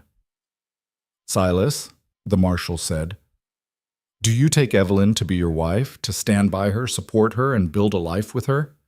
"I do," Silas said, his voice steady. "Evelyn," the marshal said, "do you take Silas to be your husband? To stand by him, support him, and build a life with him?" "I do," Evelyn said. "Then by the authority vested in me, I pronounce you husband and wife," the marshal said. "You may kiss the bride."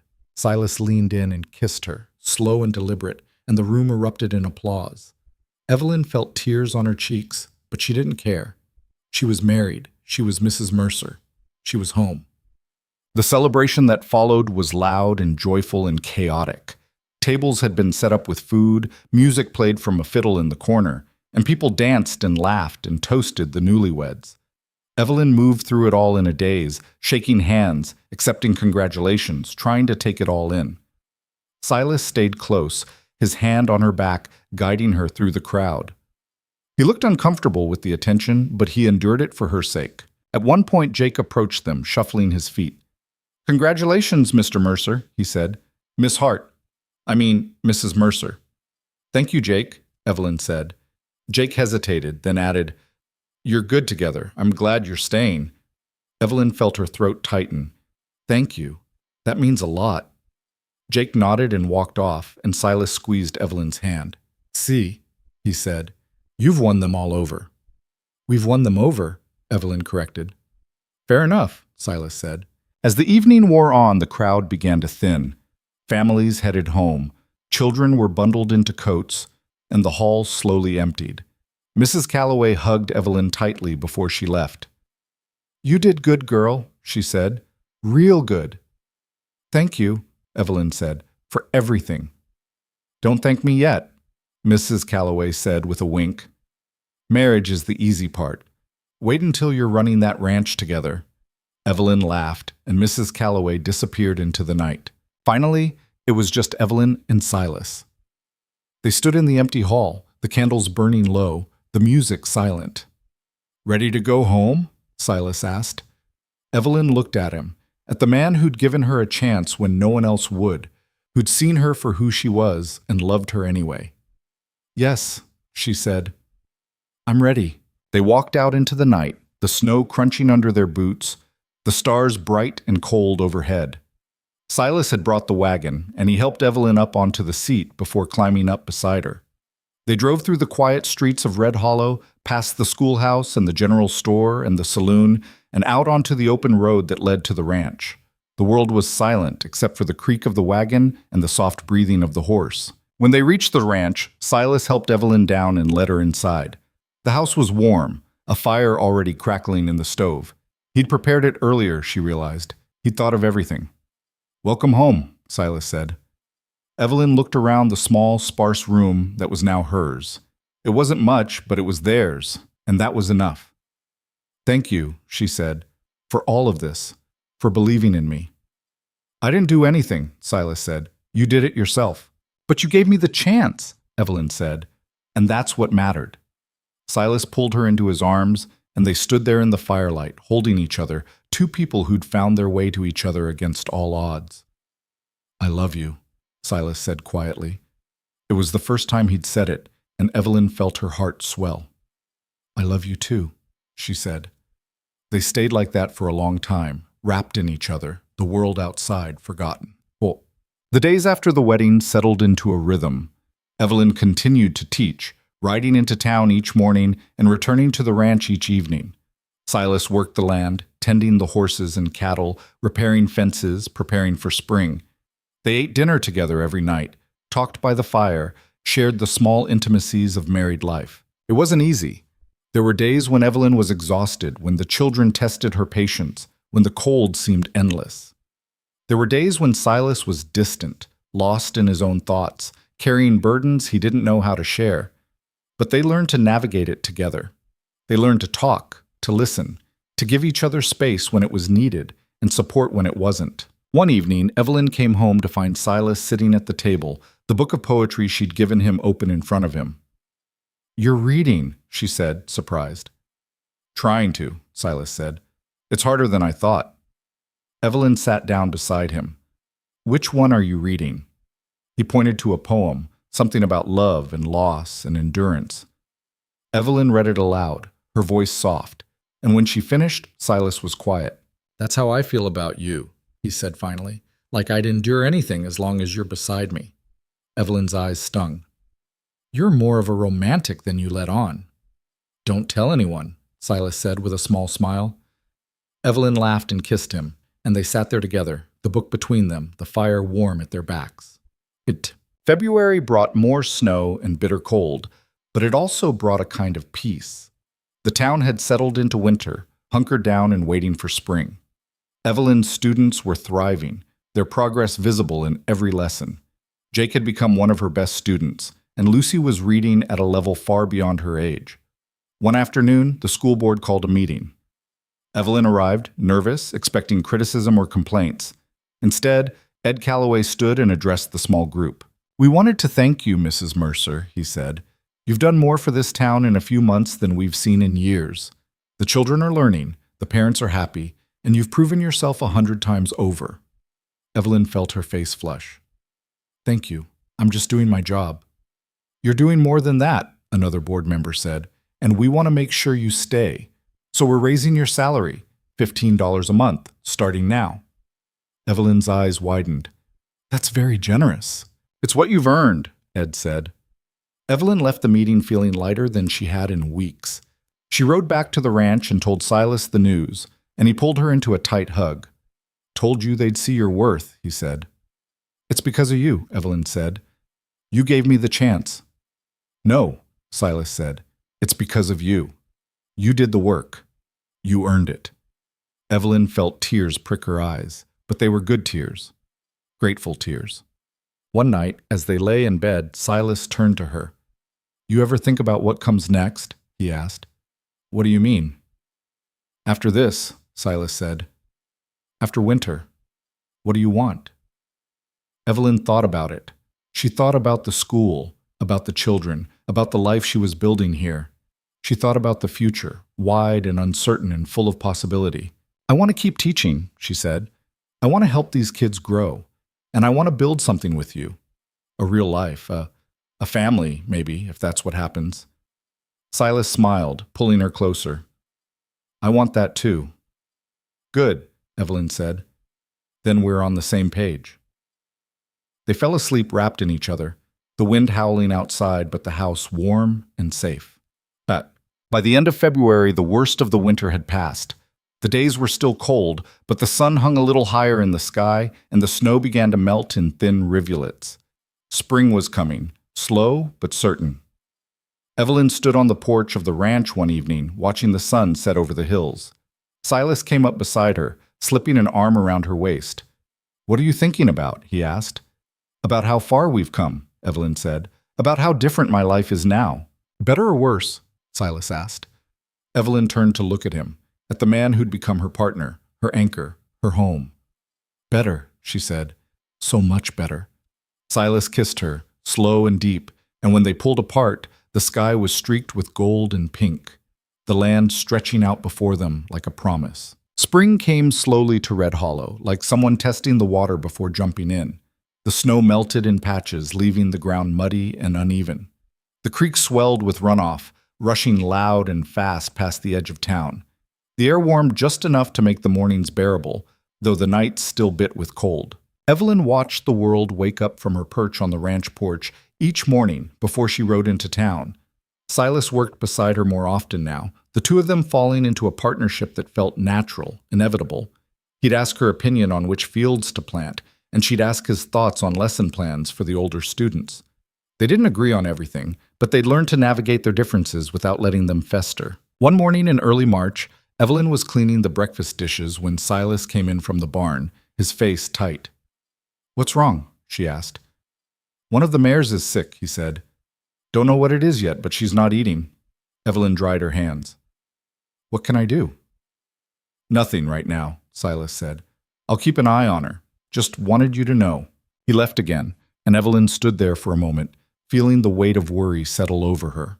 The ranch wasn't just Silas's anymore. It was theirs.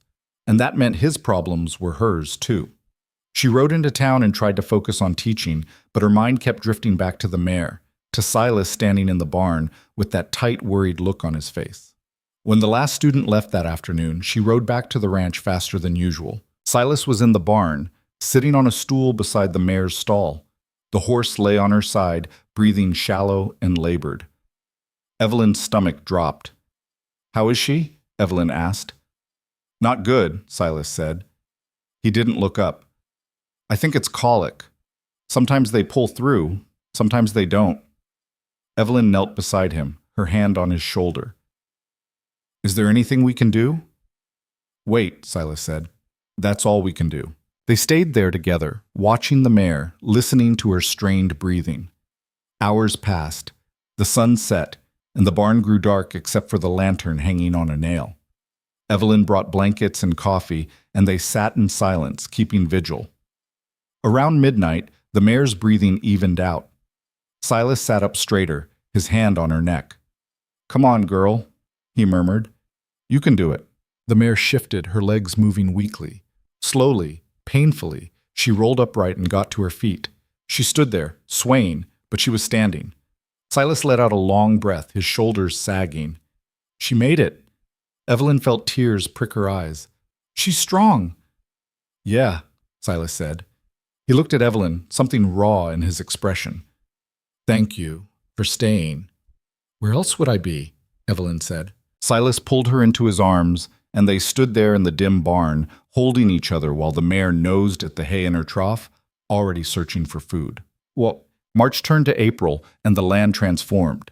Green shoots pushed up through the mud, wildflowers bloomed in sudden bursts of color, and the cottonwoods along the creek filled with leaves. The children at school grew restless with the change in season, their attention wandering toward the windows, toward the promise of warm weather and freedom.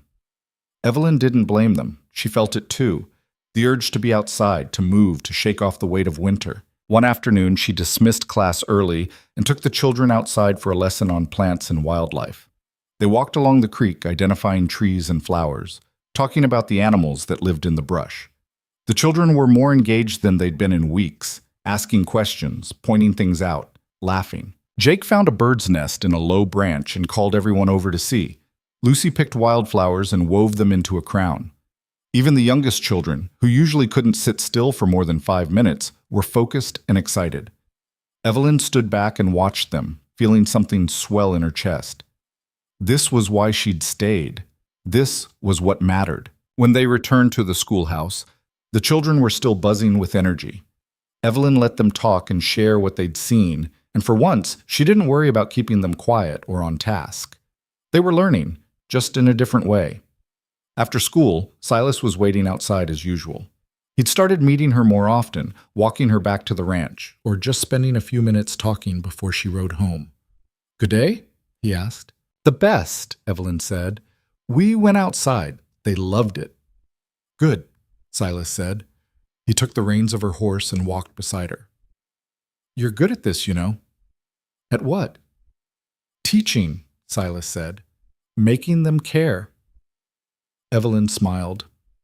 "I just try to make it interesting." "It's more than that," Silas said. "You see them, not just as students, but as people. That's rare." Evelyn didn't know what to say to that, so she just squeezed his hand. By mid-April, the ranch was in full swing. Silas planted fields, mended fences, worked from dawn until dusk. Evelyn helped when she could, though her days were still filled with teaching. They fell into a rhythm, each supporting the other, each carrying their share of the load. One evening, Evelyn came home to find Silas sitting at the table, staring at a letter. "What's that?" she asked. "Notice from the railroad," Silas said. His voice was flat. "They're planning to expand the line, want to buy a strip of land on the east side of the property." Evelyn sat down across from him. "Are you going to sell?" "I don't know," Silas said. "The money would help. But that land's been part of this ranch since I started it. Feels wrong to give it up." "What do you want to do?" Evelyn asked. Silas looked at her, his eyes tired. "I don't know. What do you think?" Evelyn considered it. "How much land are they asking for?" "About 20 acres. And how much do we have total?" 300, Silas said. "Then we can spare it," Evelyn said. "If the money helps us build something better, it's worth it." Silas was quiet for a long moment, then nodded. "You're right. I'll tell them yes." He reached across the table and took her hand. "I'm glad you're here. I don't think I could do this alone anymore." "You're not alone," Evelyn said. "Not anymore." The sale went through in early May, and the money arrived a week later. It was more than Evelyn had expected, enough to make real improvements to the ranch. Silas used some of it to buy new equipment, to hire help for the planting season, to repair the roof of the barn. The rest he set aside, saving it for the future. "We should think about expanding the house," he said one evening. Evelyn looked up from the book she was reading. "Why?" Because it's small, Silas said. And if we're going to have a family someday, we'll need more room. Evelyn felt her heart skip. They talked about children in abstract terms, but this was the first time Silas had mentioned it so directly. Are you ready for that? She asked. I don't know if anyone's ever ready, Silas said. But I want it, with you. Evelyn set the book down and walked over to him, sitting on his lap. I want it too. Silas wrapped his arms around her and they sat there in the quiet, imagining a future that felt closer now than it ever had before. In late May, the school year ended. Evelyn held a small ceremony, handing out certificates to each student and congratulating them on their progress.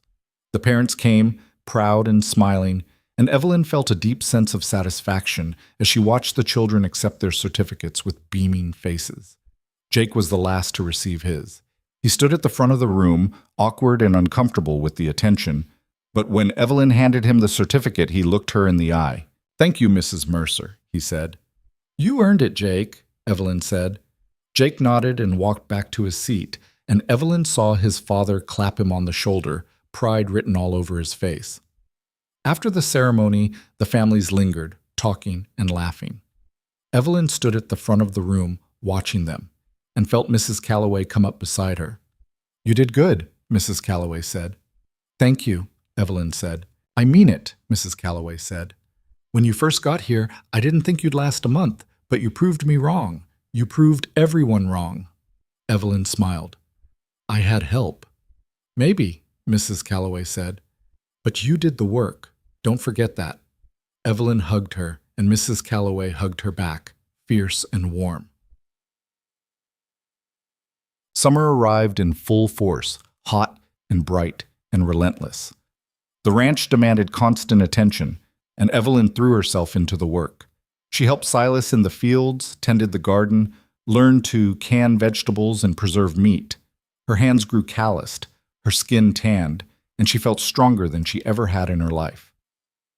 One afternoon in June, Silas came to her with a proposition. I've been thinking, he said, about hiring someone to help with the ranch full-time, someone who knows the work and can take some of the load off. That's a good idea, Evelyn said. Who did you have in mind? Jake Hollister, Silas said. Evelyn looked up, surprised. Jake? He's 17 now, Silas said. Strong, smart, good with animals. His pa says he's looking for work. And I think he'd be a good fit. Evelyn thought about it. Jake had come so far from the sullen, defiant boy he'd been when she first arrived. He'd grown into someone dependable, someone she trusted. I think that's a great idea, she said. Silas hired Jake the next week, and the boy threw himself into the work with a determination that impressed them both. He was up before dawn, working until dusk, never complaining. Evelyn watched him from the porch sometimes, saw the way he moved with confidence and purpose, and felt a quiet pride. One evening, Jake stayed for dinner at Silas's invitation. They ate on the porch, the three of them, talking about the ranch, about the town, about plans for the future. I wanted to thank you both, Jake said suddenly, for giving me this chance. You earned it, Silas said. Still, Jake said, you didn't have to. But you did. And it means a lot. Evelyn reached across the table and squeezed his hand. You're part of this now, Jake. Part of our family. Jake's eyes shone, but he just nodded and went back to eating, too overcome to speak.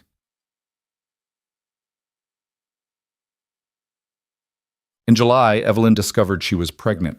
She'd suspected for a few weeks, but she waited until she was sure before telling Silas. One evening, after dinner, she sat him down at the table and took his hands. I have something to tell you, she said. Silas looked at her, concern flickering across his face. What's wrong? Nothing's wrong, Evelyn said. She took a deep breath. I'm pregnant. Silas stared at her, his expression frozen. For a moment, Evelyn worried he wasn't happy, that she'd misread everything. Then his face broke into the widest smile she'd ever seen. Are you sure? He asked. I'm sure, Evelyn said. Silas pulled her into his arms, holding her so tightly she could barely breathe. We're going to have a baby. We are, Evelyn said, laughing through tears. Silas pulled back, his hands on her face. Are you happy? I'm terrified, Evelyn admitted, but yes, I'm happy. Me too, Silas said. He kissed her, slow and deep, and when he pulled away, his eyes were wet. We're going to be a family. We already are, Evelyn said. This just makes it bigger. The news spread through Red Hollow like wildfire, and the town rallied around them. Women brought gifts, hand-sewn blankets, and tiny clothes. Mrs. Calloway knitted a pair of bootees. Ed Calloway offered advice, most of it unsolicited and half of it contradictory. Evelyn took it all in stride, amused and touched by the outpouring of support. She continued teaching through the summer, preparing lessons for the fall, though she knew she'd have to take time off when the baby came. One afternoon, Lucy came to visit with her mother. The girl had grown taller over the summer, her face more serious, more grown up. She handed Evelyn a small package wrapped in brown paper. I made this for you, Lucy said shyly. Evelyn unwrapped it and found a tiny quilt, carefully stitched together from scraps of fabric. It wasn't perfect, the stitches uneven in places, but it was made with love. Lucy, this is beautiful, Evelyn said, her voice thick. I wanted to help, Lucy said. Evelyn hugged her tightly. Thank you. This means more than you know. Lucy's mother smiled, her eyes soft. You've done so much for her, Mrs. Mercer, for all of us. This is the least we can do. As summer turned to fall, Evelyn's belly grew, and with it, her sense of anticipation and fear. She'd never had a child before, never been a mother, and the responsibility felt enormous. But Silas was steady, reassuring, always there when she needed him. One evening, as they sat on the porch watching the sunset, Evelyn voiced her fears aloud. What if I'm not good at this? She asked. At what? Being a mother, Evelyn said. What if I don't know what to do? Silas took her hand. You'll figure it out, same way you figured out everything else. But this is different, Evelyn said. This is a person, a life. I can't mess this up. You won't, Silas said. You're the strongest person I know, Evelyn. You'll be a great mother. How do you know? Because I've watched you with those kids at school, Silas said. I've seen how you care, how you fight for them. You'll do the same for our child, and I'll be right there with you. Evelyn leaned against him, her head on his shoulder. Promise? Promise, Silas said. The baby came in early November on a cold, clear morning when the sky was the color of milk. Evelyn's labor was long and difficult, and there were moments when she thought she couldn't do it, when the pain was too much and she wanted to give up. But Silas was there, holding her hand, talking her through it, and Mrs. Calloway was there too, steady and competent, guiding her through every contraction. And then, finally, the baby was born. A girl. Tiny and perfect, with a shock of dark hair and Silas's pale blue eyes. Evelyn held her, tears streaming down her face, and felt a love so fierce it terrified her. She's beautiful, Silas whispered, his voice choked. She is, Evelyn said. She looked up at him, saw the tears on his cheeks, and smiled. We did it. You did it, Silas said. I just held your hand. That's all I needed, Evelyn said. They named her Grace, after Evelyn's mother.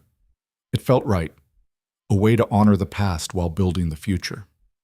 The first few weeks with Grace were a blur of sleepless nights and overwhelming emotions. Evelyn had never been so tired in her life, but she'd also never been so happy. Silas was a natural father, patient and gentle, changing diapers and rocking the baby to sleep while Evelyn rested. Jake came by often, bringing firewood and supplies, checking in to see if they needed anything. He was good with Grace, holding her carefully, talking to her in a soft voice. Evelyn watched him and felt a swell of gratitude for the boy who'd become a man, who'd become family. The town came by in waves, bringing food and gifts and congratulations. Mrs. Calloway stayed for a week, helping with the cooking and cleaning, bossing Silas around and doting on Grace. Ed Calloway stopped by with a hand-carved cradle, awkward and proud. Made it myself, he said. It's beautiful, Evelyn said, running her hand over the smooth wood. Figured the little one deserved something nice, Ed said. Evelyn hugged him, and Ed patted her back, embarrassed but pleased. By December, life had settled into a new rhythm. Evelyn hadn't returned to teaching yet, but she planned to in the spring, once Grace was a little older. The school board had agreed to hold her position, and she was grateful for their patience. One evening, as the first snow of the season fell outside, Evelyn sat by the fire with Grace in her arms. Silas was beside her, reading from the book of poetry she'd given him. He stumbled over some of the words, but he kept going, his voice low and soothing. "You're getting better at that," Evelyn said. "Practice," Silas said. He closed the book and looked at her. "I never thought I'd have this." "Have what?" "A family," Silas said. "A home, someone to share it with." Evelyn shifted Grace in her arms and leaned against him. "Neither did I."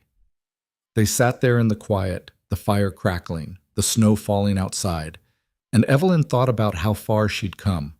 She thought about the day she'd stepped off that stagecoach, terrified and alone, with nothing but a broken promise and a worn carpet bag. She thought about the woman she'd been then and the woman she was now. She'd been shaped by this place, by the cold and the hardship and the people who'd given her a chance. She'd been broken down and built back up, and in the process, she'd found something she hadn't known she was looking for. A home, a purpose, a love that was real and lasting and hers. Bas. Christmas came quietly that year. Evelyn and Silas didn't have much, but they didn't need much. They spent the day at the ranch, just the three of them, and it was perfect.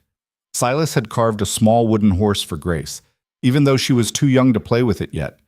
Evelyn had knitted him a scarf, thick and warm. They exchanged gifts by the fire, laughing and teasing each other, and Evelyn felt a contentment she hadn't known was possible. In the afternoon, Jake stopped by with a bundle of firewood and a tin of cookies his mother had baked. He stayed for coffee, holding Grace while Evelyn and Silas prepared dinner.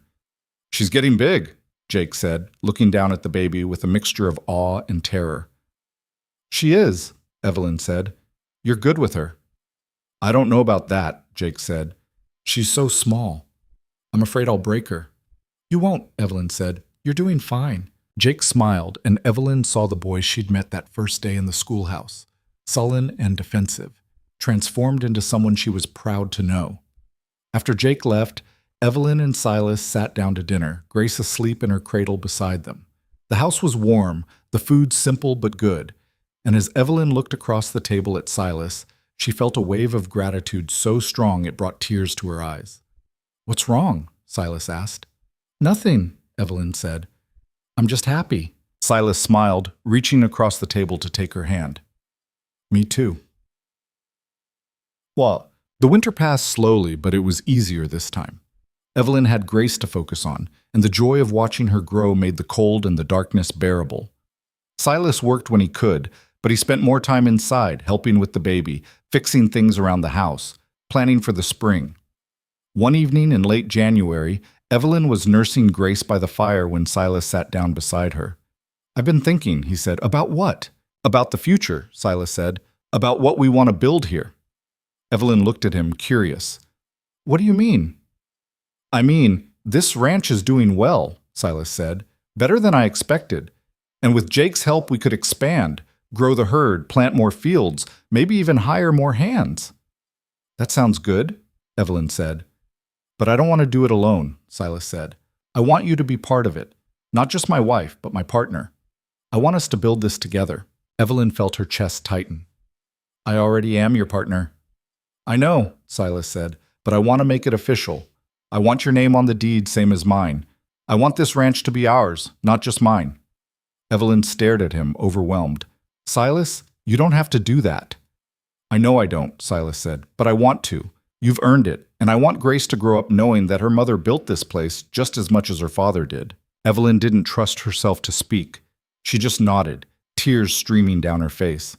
Silas pulled her into his arms, careful not to disturb Grace, and they sat there together, a family bound by choice and love and the hard work of building something real. Spring came again, and with it, a sense of renewal. The snow melted, the fields greened, and the world came alive. Evelyn returned to teaching in April, bringing Grace with her to the schoolhouse.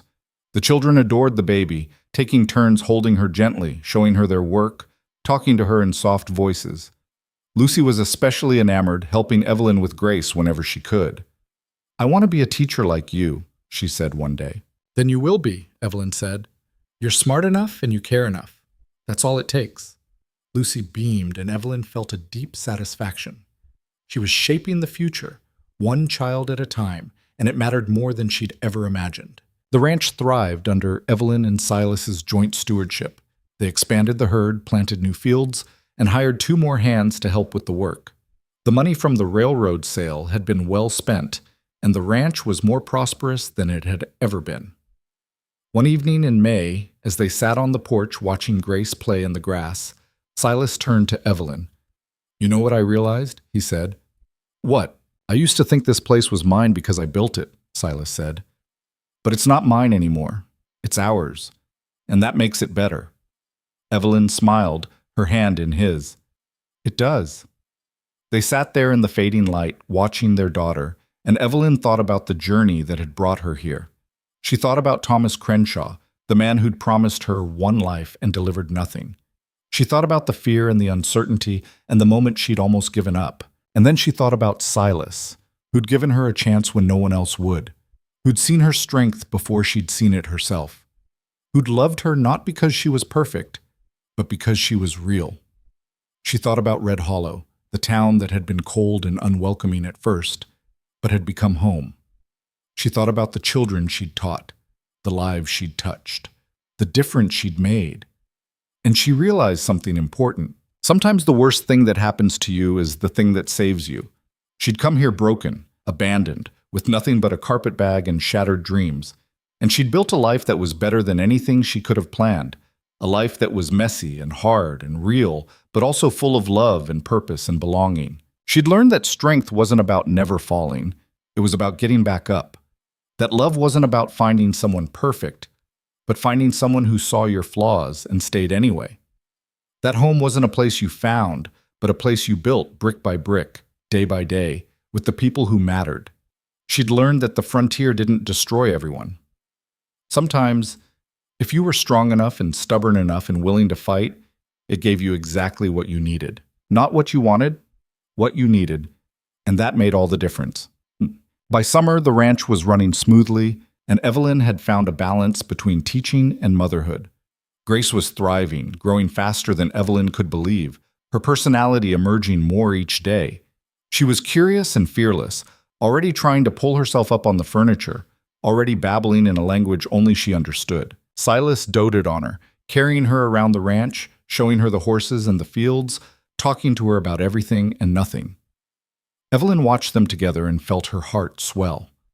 One afternoon, the school board approached Evelyn with a proposition. They wanted to expand the school, to add another room and hire a second teacher. They wanted Evelyn to oversee it, to help train the new teacher, to continue shaping the education of Red Hollow's children. Evelyn accepted without hesitation. The expansion happened quickly, and by fall, the school had doubled in size. A young woman named Sarah Miller arrived to help, fresh from Teachers College back east, eager and nervous. Evelyn took her under her wing, teaching her what she'd learned, helping her navigate the challenges of frontier education. Watching Sarah reminded Evelyn of herself. That first day in the schoolhouse, terrified and uncertain. She saw herself in the young woman's determination, in her fear, in her refusal to quit. "You're doing great," Evelyn told her one afternoon. "I don't feel like it," Sarah said. "Half the kids don't listen, and I keep forgetting what I'm supposed to teach." "That's normal," Evelyn said. "It gets easier. Just keep showing up. That's the most important part." Sarah looked at her, grateful. "Thank you for believing in me." "Someone believed in me once," Evelyn said. "I'm just passing it on." Wow. As the year drew to a close, Evelyn stood in the schoolhouse one afternoon, looking around at the room she'd transformed. The desks were full, the walls covered with the children's work, the air filled with the sound of learning. She thought about that first day, when the room had been empty and broken, when she'd been empty and broken. And she thought about how far they'd all come. The door opened and Silas walked in, Grace on his hip. The baby squealed when she saw Evelyn, reaching for her, and Evelyn took her, pressing a kiss to her forehead. "Ready to go home?" Silas asked. "Ready," Evelyn said. They walked out together, the three of them, and climbed into the wagon. The sun was setting, painting the sky in shades of gold and pink, and as they rode back to the ranch, Evelyn looked out at the land she'd come to love. This was her life now. Not the one she'd planned, but the one she'd built. A life full of hard work and love and purpose. A life that was hers.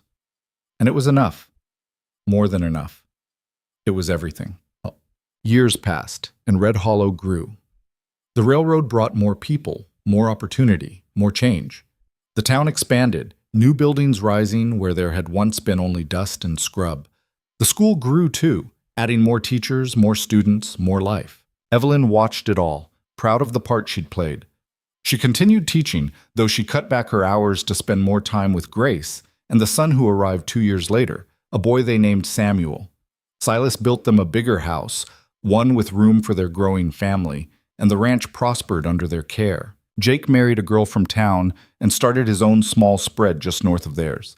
He came by often, bringing his wife and, eventually, his own children, and the families grew together, intertwined. Mrs. Calloway passed away quietly in her sleep one winter, and the whole town mourned. Evelyn spoke at the funeral, her voice steady despite the tears, talking about the woman who'd given her a chance when she had nothing, who'd become a friend and a mentor and a second mother. Ed Calloway sold the general store and moved in with his daughter in Denver, but not before stopping by the ranch to say goodbye. "You did good, Evelyn," he said. "Real good." "Thank you," Evelyn said, "for everything."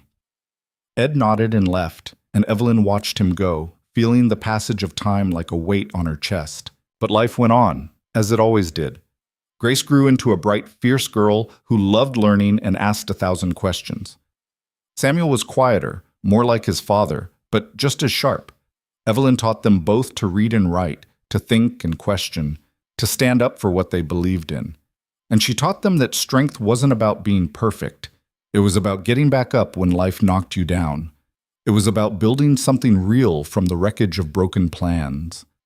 One evening, many years later, Evelyn sat on the porch of the ranch, watching the sunset.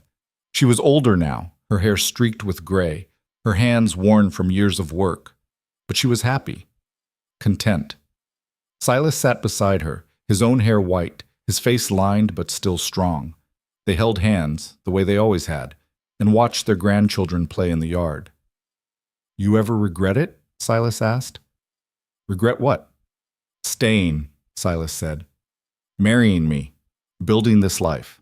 Evelyn looked at him, at the man who'd given her everything when she had nothing, who'd loved her when she was broken, who'd stood beside her through every challenge, every triumph, every ordinary day. "Not for a second," she said. Silas smiled, squeezing her hand.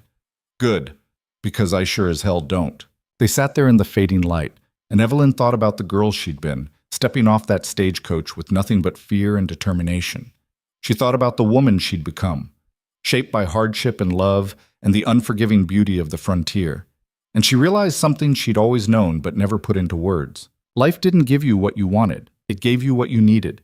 And sometimes, if you were brave enough to accept it, what you needed turned out to be so much better than what you'd planned.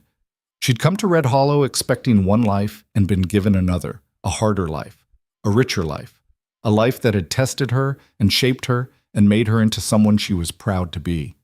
And in the end, that was all that mattered. Not the plans that fell apart, not the dreams that didn't come true, but the life you built from the pieces, the love you found in the wreckage, the strength you discovered when you had no choice but to be strong.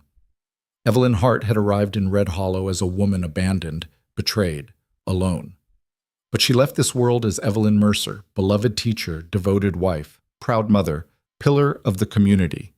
And that transformation, born from pain and forged in fire, was the truest triumph of all. Because sometimes, the worst betrayal leads straight to the life and love that were meant to be yours all along. You just have to be brave enough to claim it,